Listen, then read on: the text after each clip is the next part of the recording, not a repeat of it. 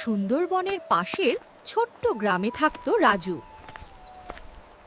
আজ নদীর ধারে যাব। রহিম চায়ের দোকানে বসে গভীর চিন্তায় ডুবেছিল। কাল রাতে জঙ্গলের দিক থেকে অদ্ভুত শব্দ শুনেছি। সানি মাঠে দাঁড়িয়ে চারদিকে তাকাচ্ছিল। গরুগুলো আজ অস্থির লাগছে। সুমন শান্তভাবে দোকান সামলাচ্ছিল। সবাই সাবধানে থাকো। মহিমা ভয় পেয়ে চারদিকে তাকালো। জঙ্গলে কিছু একটা আছে। সীমা আকাশের দিকে তাকিয়ে অদ্ভুত কিছু অনুভব করছিল।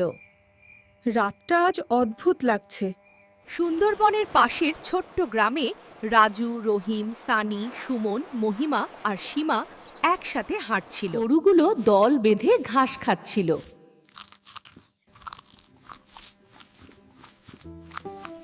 হঠাৎ গোভূতের ছায়া নড়তে শুরু করলো। সেই সময় সে এলো। আমি গোভূত। গরুগুলো হঠাৎ ভয় পেয়ে পিছিয়ে গেল। ওটা কিম্ম। রাজুর বুক কাঁপতে লাগলো। এটা গরু না, এটা দানব। রহিম দৌড়ে গ্রামে ঢুকলো। সবাই সাবধান, জঙ্গলে গোভূত এসেছে। মহিমা সীমাকে জড়িয়ে ধরল।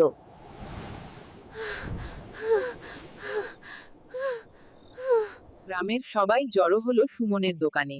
সুমন শান্ত গলায় বলল, ভয় পেও না, সবাই একসাথে থাকো। ঠিক তখনই নদীর কুয়াশার মাঝে দেখা গেল এক ভয়ঙ্কর ছায়া। গ্রামে নতুন শিকার এসেছে। গোভূত আর বাঘ একে অপরের দিকে তাকালো। এই জঙ্গল আমার। না, এটা আমার এলাকা। আকাশে বজ্রপাত শুরু হলো। এখন কি হবে? গরুর দল ছুটে পালাতে লাগলো। ওদের বাঁচাতে হবে। গোভূত রাগে ফুঁসতে লাগলো।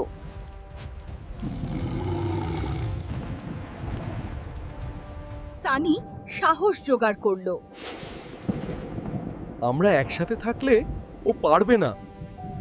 ঠিক তখনই সীমা একটা পরিকল্পনা করলো। নদীর দিকে নিয়ে চল রুটস।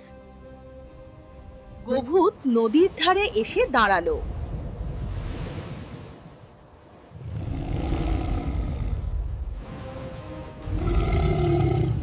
এখানেই শেষ।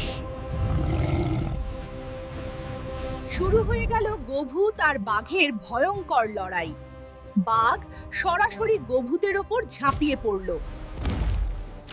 আমি হারবো না।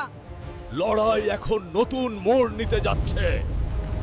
বজ্রপাত নদীতে আঘাত করলো।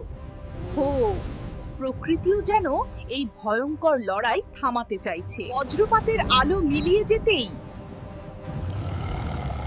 নদীর পানি কাঁপতে থাকে। গোভূত গর্জে উঠল। তার ভেতরের অন্ধকার শক্তি এখন পুরোপুরি জেগে উঠেছে। এবার হে আল্লাহ, আমাদের রক্ষা করো। এই অন্ধকার থেকে মুক্তি দাও। হঠাৎ সব শান্ত হয়ে গেল, যেন ঝড়ের আগে আরো বড় কিছু অপেক্ষা করছে। ওর শক্তি কমে যাচ্ছে। মহিমার প্রার্থনা কি তবে কাজ করছে? এবার শেষ।